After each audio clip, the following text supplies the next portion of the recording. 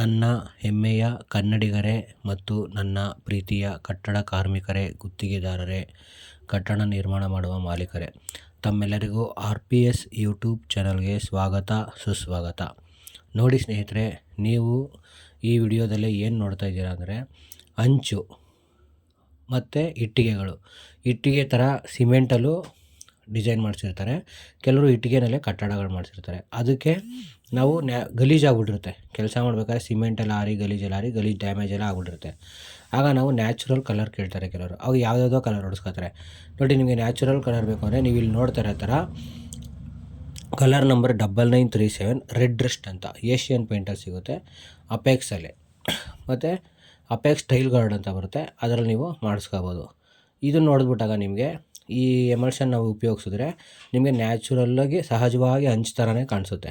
ಬೇರೆ ಪೇಂಟ್ ಮಾಡಿದ್ದಾರೆ ಅಂತ ಅನಿಸಲ್ಲ.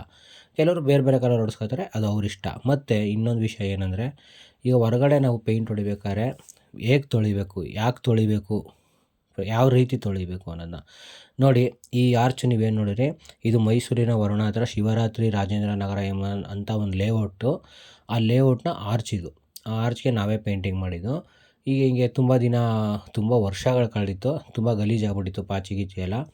ಈಗ ನೀವು ವಿಡಿಯೋದಲ್ಲಿ ನೋಡ್ತಾ ಇರೋ ರೀತಿ ಅದನ್ನು ನಾವು ನೋಡಿ ಈ ಥರ ಮಿಷಿನಲ್ಲೇ ಪ್ರೆಷರ್ ವಾಶಲ್ಲೇ ಎಲ್ಲ ಕ್ಲೀನಾಗಿ ವಾಶ್ ಮಾಡಿ ನಾವು ಇದಕ್ಕೆ 2 ಕೋಟ್ ಪೇಂಟ್ ಹೊಡೆದ್ವಿ. ಆ್ಯಕ್ಚುಲಿ ತುಂಬ ಹಾಳಾಗಿದ್ದರೆ 1 ಕೋಟ್ ಪ್ರೈಮರ್ ಹೊಡೆದು 2 ಕೋಟ್ ಎಮಲ್ಷನ್ ಹೊಡಿಬೇಕು. ಆದರೆ ಅವರು ನಮಗೆ ಕೊಟ್ಟಿರೋ ಗುತ್ತಿಗೆ ಪ್ರಕಾರ ಡೈರೆಕ್ಟಾಗಿ 2 ಕೋಟ್ ಎಮಲ್ಷನ್ ಹೊಡಿಯೋಕೆ ಹೇಳಿದರು. ನಾವು 2 ಕೋಟ್ ಎಮಲ್ಷನ್ ಮಾಡಿದ್ದೀವಿ. ಇದನ್ನು ನೀವು ಮೊದಲನೇ ಫೋಟೋ ನೋಡಿದ್ದು ನಾವು ಫಿನಿಶ್ ಆಗಿತ್ತದು ಆ ರೀತಿ. ಮತ್ತು ನಾನು ಏನು ಹೇಳ್ತೀನಿ ಸ್ನೇಹಿತರೆ ಅಂದರೆ, ಇದರಲ್ಲಿ ನಿಮ್ಗೆ ಏಷ್ಯನ್ ಕಂಪ್ನಿಲೇ 3 ಥರ ಕ್ವಾಲಿಟಿ, 3-4 ಥರ ಕ್ವಾಲಿಟಿ ಬರುತ್ತೆ. ಕಡಿಮೆ ರೇಂಜಿಗೆ ಬೇಕು ಅಂದರೆ ಏಸು, ಒಂದು ಸ್ವಲ್ಪ ಜಾಸ್ತಿ ಇದ್ದರೆ ಅಪೆಕ್ಸ್ ಅಲ್ಟಿಮಾ ಪ್ರೊಟೆಕ್ಟು, ಅಲ್ಟಿಮಾ ಸ್ಟಚ್ಚು, ಈ ರೀತಿ ಎಲ್ಲ ಇದೆ. ಅದು ತಮ್ಮ ಬಜೆಟ್ಗೆ ಅನುಸಾರವಾಗಿ ತಾವು ಉಪಯೋಗಿಸ್ಕೋಬೋದು.